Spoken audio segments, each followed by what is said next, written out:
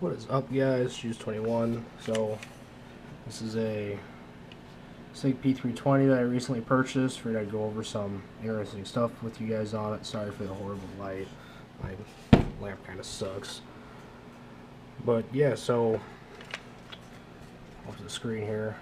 So far I've done a Apex flat curve or flat trigger, well as the trigger bar upgrade. Get into something on that.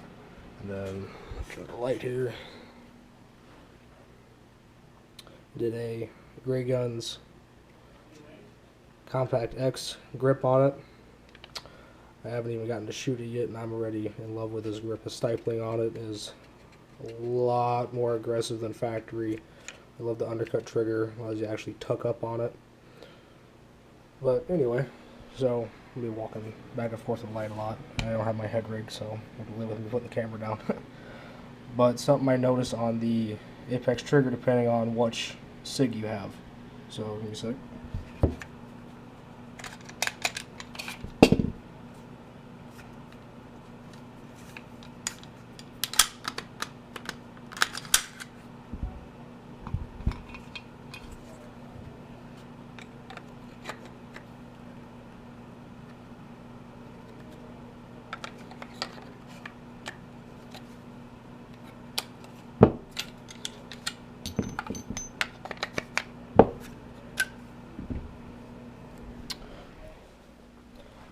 As you can see, Apex system on there. This is actually brand new. Don't mind the wear. I had to put it at work and my hands are fucking filthy. So here we have your over travel stop pin. So when the P320s first came out, there was an issue with these just kind of falling out of the gun. So what they did is underneath your trigger assembly here, you can kind of see it, little protrusion. That is the over travel stop pin on firing side. They did is they peened it, so they mushroomed out this side. So if you guys do this upgrade and it's coming out rather hard, I'd say just leave it in and live with it. It's just kind of stupid, but they come out very hard. I finally beat mine out, and I do have the over travel stop in there, but I had to hand file that peening off that pin. It took me probably 35-40 minutes or so of hand filing to get it just right to where it would slide through there.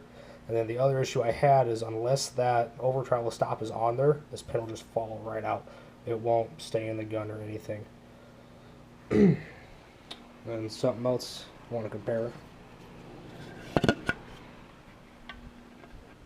So this is the grayguns lower. This is the factory lower. As you can see, factory stipling, graygun stipling. And then side-by-side comparison, the X-frame is a little shorter than the standard one, but it does have the dovetail, and as I stated, the undercut trigger guard on it. I highly recommend switching to an X-frame. You don't have to go the grayguns route. They're normally about, probably 40-50 bucks off of any of your actual realtors. Let's put it together. Maybe.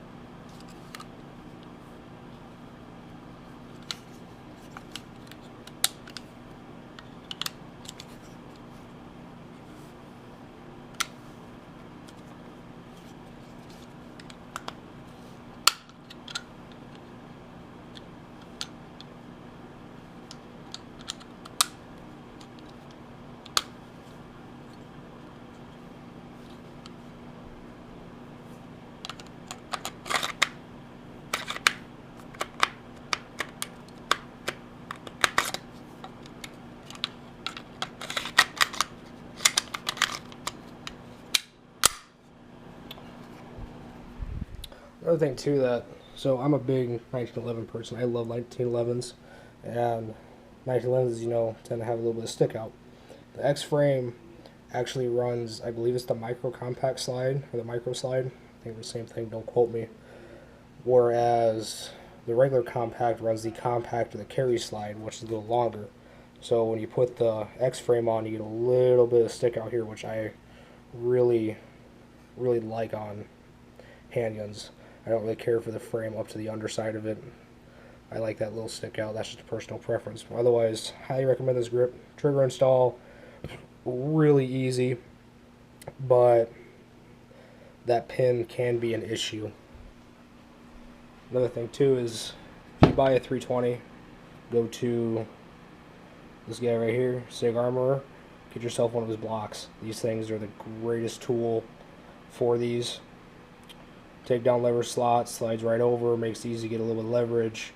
FCU takeout notch, just after you pull your takeout lever or takedown lever out, slide this over top of the FCU front rail and it pries it right out for you. You ain't got to fight it. This is for your guide rod. So you do an upgraded guide rod, you have like a 22 or 25 pound spring, kind of hard to get it by hand. Put this on the back of it, push forward, drop it down in. No problems there. This is for the FCU. This is for the top rail. Your slide release goes here. And then this is for the rear shear pin.